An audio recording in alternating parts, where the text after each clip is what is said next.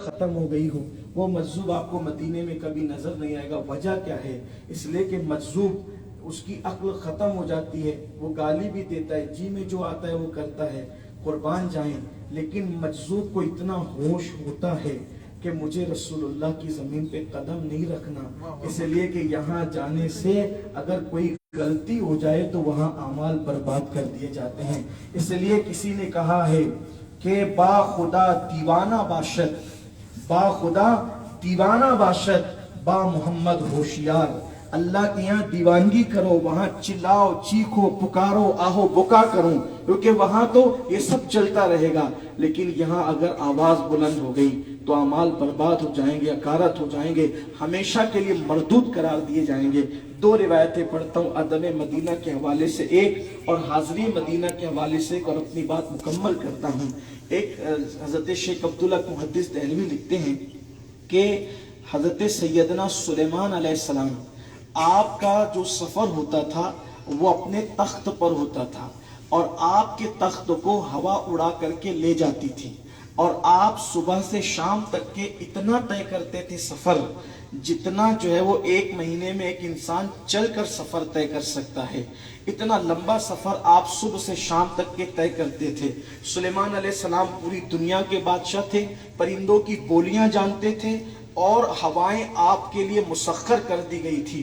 تو حضرت سیدنا سلیمان علیہ السلام جو ہے وہ تخت پر بیٹھ کر کے سفر کرتے ہیں، اور آپ روئے زمین پر شاہانہ انداز سے، نبی بھی ہیں بادشاہ بھی ہے، بہت شان سے سفر کرتے ہیں، اور آپ کے پیچھے انسانوں کا لشکر، آپ کے پیچھے جنات کا لشکر، پریاں آپ کے ساتھ، چرند آپ کے ساتھ، پرند آپ کے ساتھ۔ لیکن لوگوں نے دیکھا ایک نخلستان جب آیا، اس نخلستان میں سلیمان علیہ السلام جب پہنچے تو سلیمان علیہ السلام نے تخت کو حکم دیا، اے تخت زمین پر آ جا۔ تخت زمین پر آیا، سلیمان علیہ السلام جو ہے اس زمین پر پیدل سر جھکا کر چلنے لگے۔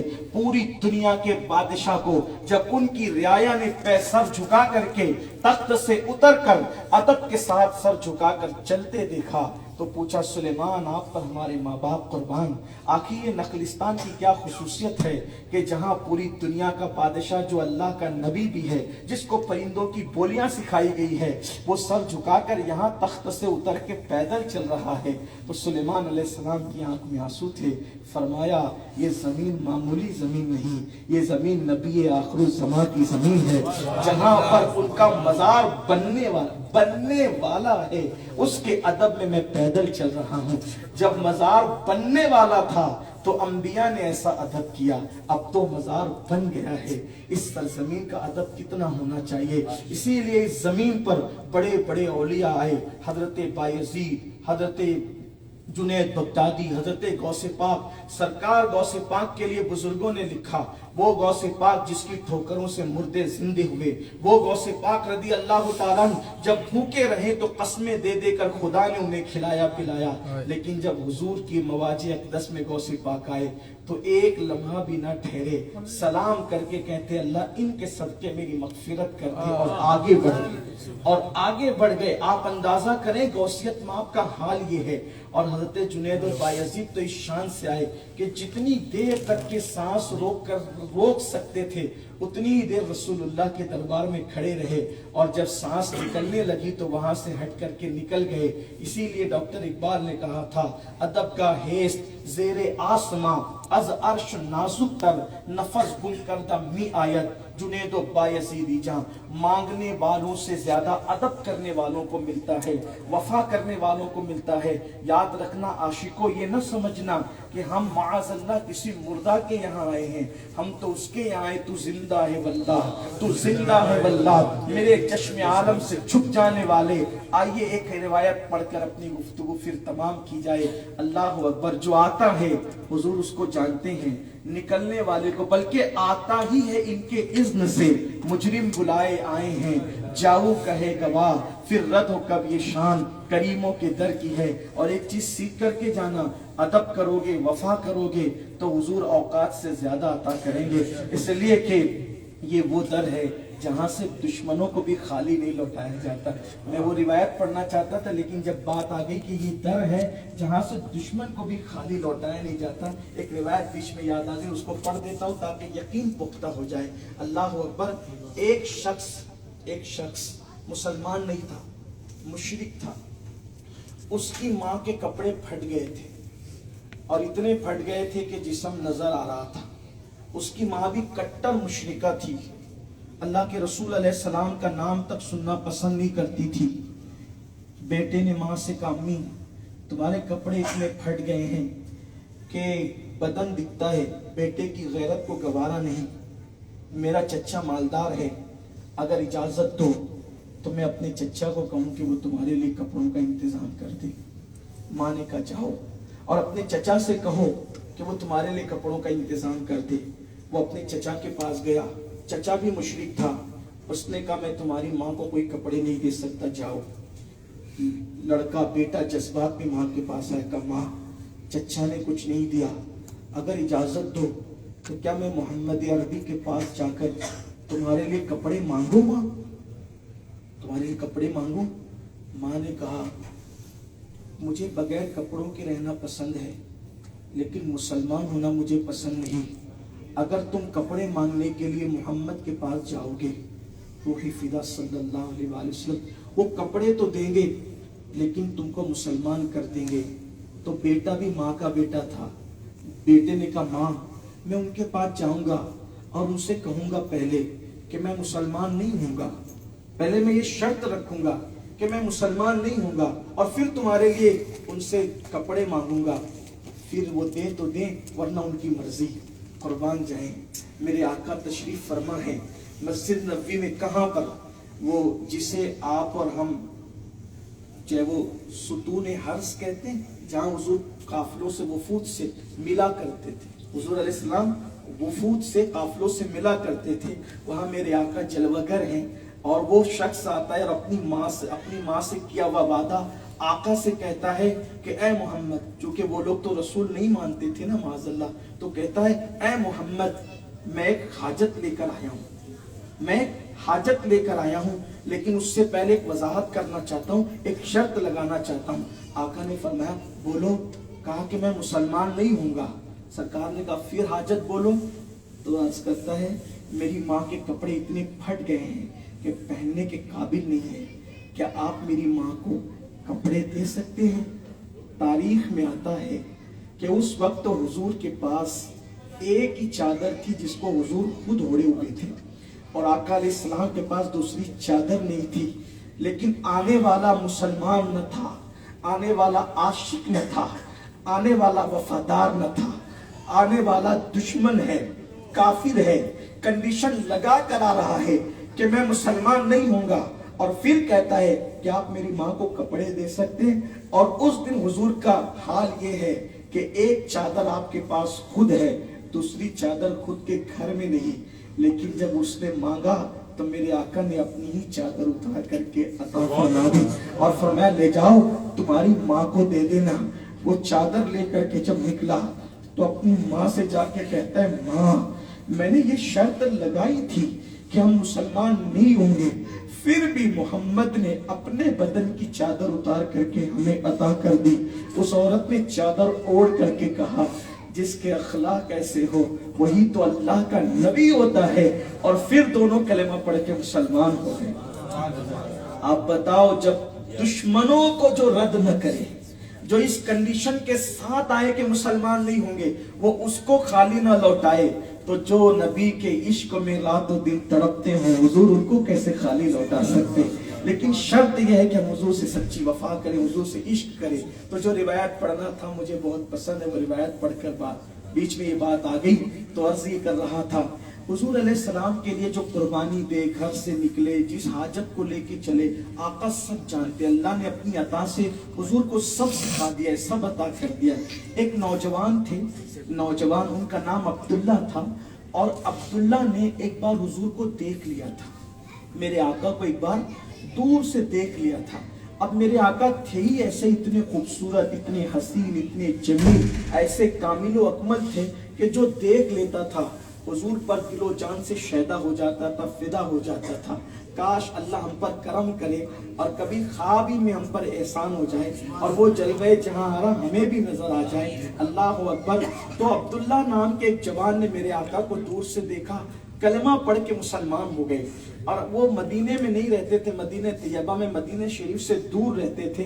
उनके चचा को पता चला तो उनका चचा रोजाना उनको इतना मारता था कि मारते मारते थक जाता था और कहता था मोहम्मद को छोड़ दो। लेकिन वो मार खाकर भी चचा को थका देते थे सब्र करते करते, मगर हुजूर को छोड़ने के लिए तैयार न थे। कहते थे हुजूर वो चीज है कि जिनको छोड़ा नहीं जा सकता। अल मुख्तसर ये कि चचा मारते मारते एक दिन थक गया और जब वो मायूस हो गया कि अब ये इस्लाम नहीं छोड़ सकते, मोहम्मद अरबी रूही फिदा सल्लल्लाहु अलैहि वसल्लम को नहीं छोड़ सकते, तो फिर अब वो सरेंडर हो गया। अब अब्दुल्ला अपने घर रहने लगे और फिर रोजाना जब सुबह होती तो माँ से आके कहते, अम्मी मुझे आका की बहुत याद आती है, मेरी माँ मुझे एक बार इजाजत दो कि मैं अपने सरकार से मिल करके आऊं। मैंने उनको सिर्फ देखा, उनसे मिला नहीं, उनसे बातचीत नहीं की। माँ अगर इजाजत दो ना तो मैं अल्लाह के रसूल अलैहिस्सलातु व तस्लीम को एक मर्तबा देख करके आता हूँ। अम्मी जान मैं हुजूर को देख कर आऊं। माँ कहती बेटा तुझे नहीं पता कि तू छोटा सा बच्चा था, दूध पीता बच्चा, उस वक्त तेरे बाप का इंतकाल हो गया था, तो तेरी परवरिश भी तेरे चचा ने की और मुझे बेवा को संभाला भी तेरे चचा ने। अब तू जाने की बात करेगा, अभी अभी तो उसने मारना छोड़ा है, अगर तू जाने की बात करेगा मदीने तो वो तुझे फिर मारेगा, इजाजत नहीं देगा। रोजाना माँ तसल्ली देती। एक दिन माँ ने सोचा कि जब ये आकर पूछेगा तो आज मैं इजाजत दे दूंगी। फिर वो अब्दुल्ला आके माँ के कदम पकड़ के कहते, माँ मेरे आका के बगैर मेरा दिल नहीं लगता, एक ही बार जाने की इजाजत तो मैं मदीने जाके उस जलवे जहां को देखना चाहता हूँ, उस कमाल हुस्न को देखना चाहता हूँ, अपने सरकार से मिलना चाहता हूँ। माँ ने कहा ठीक है बेटा, इस बात पर इजाजत देती हूँ, अगर तेरा चचा राजी हो जाए तो तू मदीने जा सकता है। यहाँ रुक कर एक बात कहता हूँ, लोगों अगर आज किसी को मदीने मुनव्वरा आने की अहमियत नहीं है और वो हुजरे में सोता पड़ा रहता है या फिल्में देखता है या गेम खेलता है, तो तुम्हें पता होना चाहिए मदीने मुनव्वरा लोग कितनी कुर्बानियां देकर आते थे। ये तो आज अल्लाह का करम है कि अल्लाह हमें 4 से 5 घंटे में कई समुंदर पार यहाँ पहुंचा देता है। हम सुकून और इत्मीनान से आते हैं। बहुत से लोग तो बार बार आते हैं, उन पर करम है। अरे ये शरफ तो फरिश्तों को भी नसीब नहीं है। फरिश्तों का हाल ये है कि वो जो एक मर्तबा आता है वो फिर क़यामत तक दोबारा नहीं आ सकता। लेकिन ये गुनहगारों की किस्मत है, उम्मती होने का ये करम है कि हम बार बार बुलाए जा रहे हैं, बार बार बुलाए जा रहे हैं। इसलिए नाकदरी न करना। जिस नेमत की नाकदरी की जाती है वो नेमत छीन ली जाती है। घरों में बैठकर, कमरों में बैठकर गालियां देना, मोबाइल खेलना, पिकनिक बना लेना, नहीं नहीं, इसका अदब करना, बहुत अदब करना, बहुत अदब करना। अल्लाह अकबर। माने का तेरे चचा से पूछ, अगर चचा इजाजत देगा तो तू जा सकता है। इन्होंने कहा ठीक है मैं चचा से पूछ लूंगा। वो नौजवान सहाबी अब्दुल्ला अल्लाह अकबर चचा के पास आए, चचा एक काम है, बोलो। मदीने जाना है। चचा समझ गए थे ये आशिक है उनका, तो मारने पीटने की बजाय चचा ने एक कंडीशन रखी, जा लेकिन तुझे मालूम होना चाहिए तुझे मैंने पाला है। हाँ चचा, माँ ने बताया जब तू दूध पीता था तेरा बाप मर गया था, मैंने तेरी परवरिश की। एहसान मनू चचा, तू मेरे घर में रहता है, मालूम है चचा। कपड़े तूने मेरे दिए पहने, मालूम है चचा। पैसे तेरे मेरे पास है, मालूम है चचा। अब अगर मदीने जाना है तुझे, तू मदीने जाना चाहता है, हाँ एक शर्त है, एक मर्तबा मदीने जाने के लिए अगर घर से निकलेगा दोबारा फिर मैं तुझे कभी घर में नहीं लूंगा। चचा को ये था कि धमकी दूंगा तो ये रुक जाएगा, लेकिन कुर्बान आशिकों पर उन्होंने बगैर तवक्कुफ के कहा मुझे मंजूर है, एक बार इजाजत दे दो, दोबारा कभी तुम्हारे घर में पलटकर नहीं आऊंगा। चचा हैरान था कि ये तो क्या हो गया। उसने फौरन दूसरी और सख्त शर्त लगा दी, जितने पैसे तूने इकट्ठा कर रखे और तेरी जेब में है वो सब तुझे दे के जाना पड़ेगा। उन्होंने फिर कहा ये भी मंजूर है, अगर पैसे छोड़ने से यार का दीदार होता है, अगर पैसे छोड़ने से यार का दीदार होता है तो मैं मंजूर है मुझे। चचा ने सोचा ये भी मंजूर कर लिया। फिर उससे और एक सख्त तीसरी शर्त रखी, अगर उनसे मिलने जाना है तो तीसरी और आखिरी शर्त ये है कि जो तूने कपड़े पहने ये उतार दे और ये मुझे वापस कर, क्योंकि ये कपड़े मेरे हैं। अगर ये तारीख की और हदीस की किताबों में ये बात न होती तो मैं कहने की हिम्मत नहीं करता। मुसलमानों उशाक का हाल ये था, मदीने आने की तड़प ये थी कि हजरत अब्दुल्ला ने कहा अगर कपड़े फेंक कर मुझे यार का दीदार नसीब होता है तो मुझे मंजूर है। और उन्होंने वो कपड़े उतार करके उसको दे दिए, सतर छुपाया, माँ के पास आए और माँ से कहा अम्मी मेरे लिए एक कपड़े का इंतजाम कर दे, मैं मदीने इस हाल में कैसे जाऊंगा। माँ ने कहा तुझे मालूम है ना बेटा, तेरी माँ तो बेवा और गरीब है, तेरे लिए कपड़ों का इंतजाम नहीं कर सकती, अलबत्ता मेरे पास 2 दुपट्टे हैं, जल्दी से लेके भाग जा वरना तेरा चचा आएगा तो ये भी ले जाने नहीं देगा। और वो सहाबी अब्दुल्ला माँ के 2 दुपट्टे लेते हैं, एक नीचे लपेटते हैं, एक ऊपर कंधे पे डालते हैं और मदीने शरीफ की तरफ पैदल रवाना हो जाते हैं। जरा सोचो, आप मदीने के लिए आए थे तो मोहल्ले के लोग, गांव के लोग, शहर के लोग आपको कहां तक छोड़ने आए थे, कैसी कैसी गुजारिशात कर रहे थे, सलाम कहना, दुआ देना। लेकिन मेरे आका के असहाब जो मदीना शरीफ घर छोड़कर जाते थे, दोबारा पलट कर आने की इजाजत नहीं, घर छोड़ा, दौलत छोड़ी, माँ छोड़ा, वतन छोड़ा और पैदल जा रहे, न कोई साथी है न कोई संगत है, पैदल जा रहे। अचानक एक दिल में ख्याल आता है, आना था अब्दुल्ला, तूने उनके लिए सब कुछ छोड़ दिया और उनसे तेरी अभी मुलाकात नहीं है, अब पहली बार तेरी मुलाकात होगी। अगर उन्होंने तुझे नहीं पहचाना तो बता फिर तेरा क्या होगा। तू तो घर भी छोड़ चुका, तू तो माँ और चचा को छोड़ चुका, अगर वो तुझे नहीं पहचानेंगे तो तेरे मुस्तकबिल का क्या, तेरे फ्यूचर का क्या। फौरन झटका, नहीं ऐसा नहीं हो सकता। बहरहाल कुछ सोच थी, कुछ ख्यालात थे, कुछ वसवसात थे, कभी झटकते थे, कभी सोचते थे। इसी सोचो फिक्र में पैदल चलते चलते मदीने मुनव्वरा आ गया। जब मदीने तैयबा में दाखिल हुए, किस्मत देखो, हुजूर आजमाते हैं आशिकों को, और जब आजमाइश में आदमी पूरा उतर जाए तो फिर करम की बरसात होती है। आधी रात के वक्त मदीने पहुंचे, मदीने मुनव्वरा आधी रात, सबके दरवाजे बंद, घर बंद, चूल्हे बंद, कोई मदीने में नजर नहीं आता, कोई सो रहा है, कोई मुसल्लों पे रो रहा है, कुदसियाने फलक जमीन पर उतर रहे हैं दुरूदों की सौगात लेकर। अकेला अब्दुल्ला माँ का दुपट्टा लपेट कर, और वो भी सर्दी के मौसम में, ठिठरते हुए, कांपते हुए। सोचा किसके घर जाऊं, किसी का घर तो खुला नहीं होगा, आधी रात होगी। फिर ख्याल आया कि मुसलमानों की एक मस्जिद है जिसको मस्जिद नबवी कहते हैं, नबी की मस्जिद कहते हैं, उसके दरवाजे कभी बंद नहीं होते। जब सबके दरवाजे बंद होते हैं, मस्जिद नबी के दरवाजे बंद नहीं होते, चलो मस्जिद में ही चलते हैं। जैसी मस्जिद में गए तो देखा एक शख्स पहले से मौजूद है और वो कहता है अस्सलाम वालेकुम। उन्होंने वालेकुम अस्सलाम कहा तो उस आने वाले पक्के रंग के आदमी ने कहा अब्दुल्ला हो, आपका नाम अब्दुल्ला है। इन्होंने कहा ऐ बुजुर्ग मोहतरम आप कौन है। मैं तो पहली मर्तबा मस्जिद के अंदर आया हूं और मदीने वाले मुझे नहीं जानते, आपने कैसे पहचाना। तो उस शख्स ने कहा मुझे बिलाल कहते, मेरा नाम बिलाल है। आज जब इशा की नमाज पढ़ा कर अल्लाह के रसूल घर जा रहे थे तो जाते जाते अपना कंबल मुझे दे करके गए और कहा अब बिलाल, अब्दुल्ला नाम का मेरा एक दीवाना अपने घर से सब कुछ छोड़ करके चला है, उसके चचा ने उसके कपड़े भी छीन लिए हैं। बिलाल वो सर्दियों में ठिठर करके आएगा, मदीने की सर्दी बर्दाश्त न कर सकेगा। बिलाल मेरा ये कंबल पहले उसको उड़ा देना। अब्दुल्ला ने जब सुना पूरा वजूद कांप गया और अपने आप से कहने लगे अब्दुल्ला तू तो कह रहा था कि अभी तेरी मुलाकात नहीं होगी, वो तुझे पहचानेंगे कि नहीं पहचानेंगे, मगर अल्लाह वो तो तुझे तेरे आने से भी बाखबर है और तेरे आने से पहले तेरी सर्दी से भी बाखबर है, तेरे कपड़ों से भी बाखबर है, तेरी दास्तान से भी बाखबर है। और अपना कंबल तेरे लिए बिलाल को दे करके और अपने खादिम को तेरे लिए रोक करके गए। बिलाल ने अब्दुल्ला को कंबल पेश किया, अब्दुल्ला ने कंबल ओढ़ा, आंसू कब रुकते थे।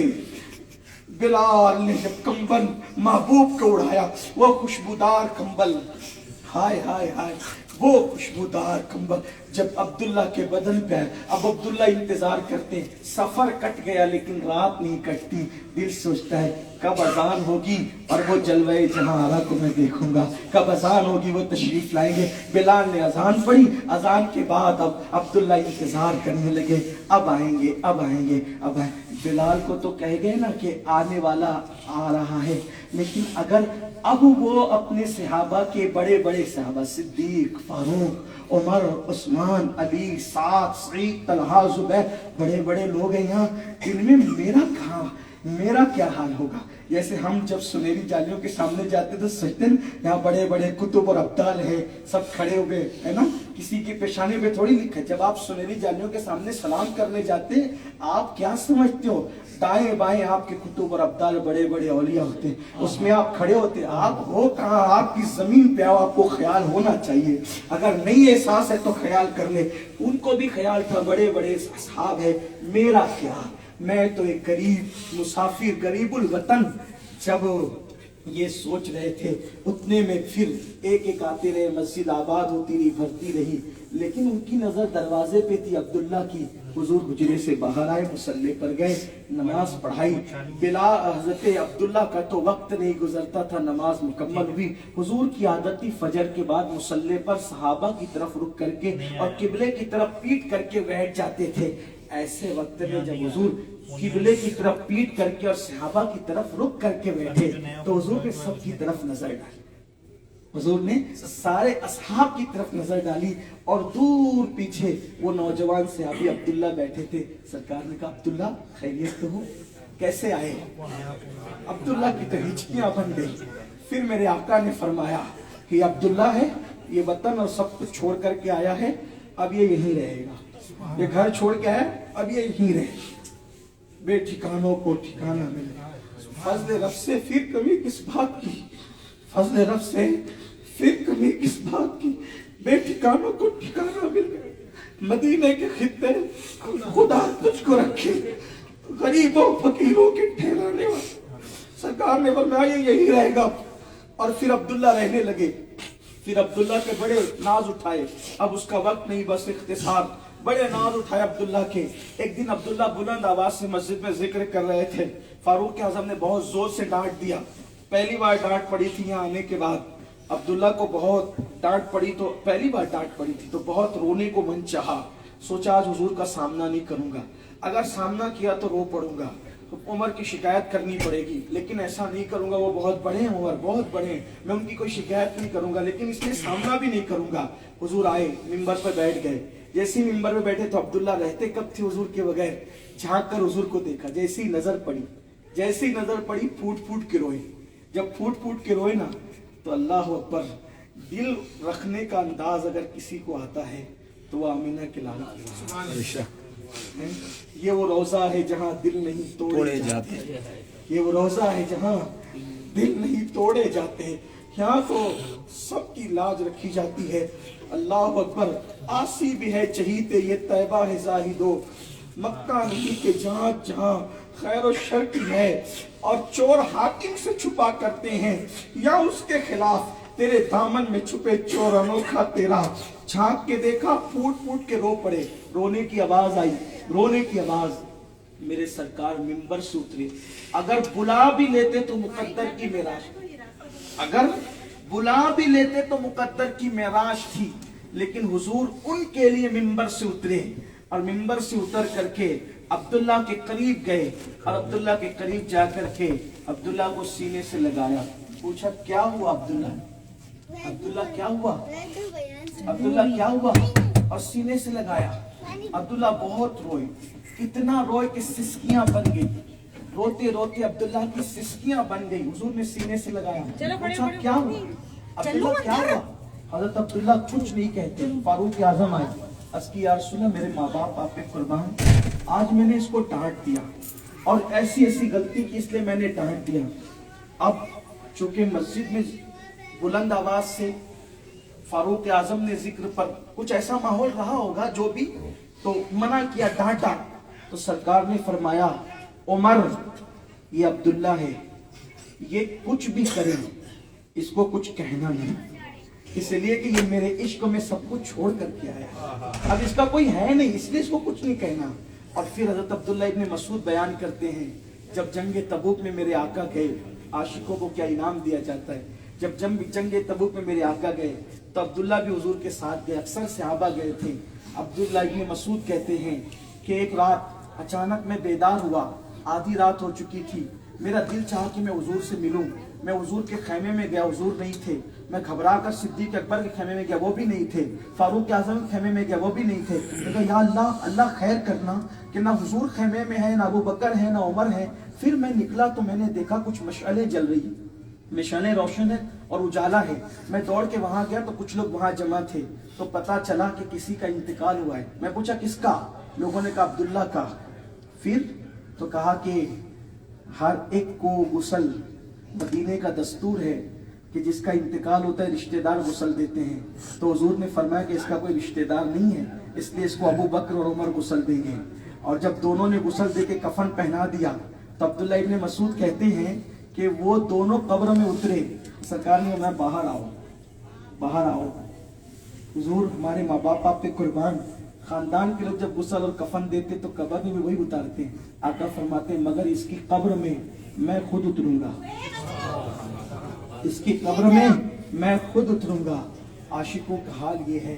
پھر حضور قبر میں اترے۔ عبداللہ ابن مسعود کہتے ہیں مجھے کسی پہ کبھی رشک نہیں آیا۔ رشک کہتے ہیں اس کو کہ کاش یہ نعمت مجھے ملی ہوتی، کاش اس کی جگہ میں ہوتا۔ مجھے کبھی کسی پہ رشک نہیں آیا، رشک آیا تو مجھے عبداللہ پر آیا، اور اس وجہ سے آیا کہ جب حضور قبر میں اترے تو حضور نے اپنے دونوں ہاتھوں میں عبداللہ کا لاشا لیا، اور عبداللہ کا لاشا لے کر کے حضور علیہ الصلوۃ والتسلیم، اجالا تھا کس کا؟ روشنی تھی، مشعلوں کی روشنی تھی، اور حضور علیہ السلام نے دونوں ہاتھوں میں عبداللہ کا لاشا لیا ہوا تھا، اور حضور نے جب ان کا چہرہ کھولا تو چہرہ کھول کر حضور کی آنکھوں کو میں نے دیکھا کہ آنسو جاری تھے، اور وہ آنسو رخسار سے ہوتے ہوئے حضور کی داڑھی پر آئے، اور داڑھی پر آ کر کے عبداللہ کے چہرے پر اور کفن پر جو ہے وہ نچھاور ہونے لگے۔ اور اس وقت حضور ان کے لاشے کو اٹھا کے کہہ رہے تھے مولا گواہ رہنا یہ میرا وہ صحابی ہے جس نے زندگی میں کبھی مجھے ناراض نہیں کیا۔ اس وقت عبداللہ کہہ رہے تھے کاش اس کی جگہ میں عبداللہ ہوتا، کیونکہ لوگ کفن میں نیکیاں لے کر جاتے ہیں اور یہ اپنے کفن میں مصطفیٰ جان رحمت کے آنسو لے کر کے جاتے ہیں۔ مصطفیٰ جان رحمت کے آنسو، یہ ہے اللہ کے رسول سے عشق کرنے کا انعام، یہ ہے حضور کا ادب کرنے کا انعام، یہ ہے اللہ کی راہ میں قربانی دینے کا انعام۔ الحمدللہ اللہ کا شکر ہے اس شہر پاک میں حاضر ہیں، اور اللہ کا احسان ہے اتنے کثیر سادات یہاں موجود ہیں، اور بالخصوص فخر سادات ہمارے بزرگ دادا باپو قبلہ موجود ہیں۔ الحمدللہ جو یہ کام دادا باپو صاحب قبلہ کو علی کر رہے ہیں نیک کام کے نام سے مسجدیں، میں تو گجرات اکثر جاتا آتا رہتا ہوں، میں گجرات بہت جاتا آتا رہتا ہوں، تو گجرات والے میں چھوٹے سے دیہات میں پہنچا تو پتا چلا کہ دادا باپو قبلہ مقدس اللہ العلی اس دیہات میں تشریف لائے، اور پھر یہاں پر مسجد کی بنیاد رکھی، مسجد بنائی، مدرسے قائم کیے۔ وہاں پر ایسے ایسے علاقوں میں جہاں لوگ کلمہ پڑھنا صحیح طور پہ نہیں جانتے وہاں پہنچے، ایسے علاقوں میں جہاں بدعقیدگی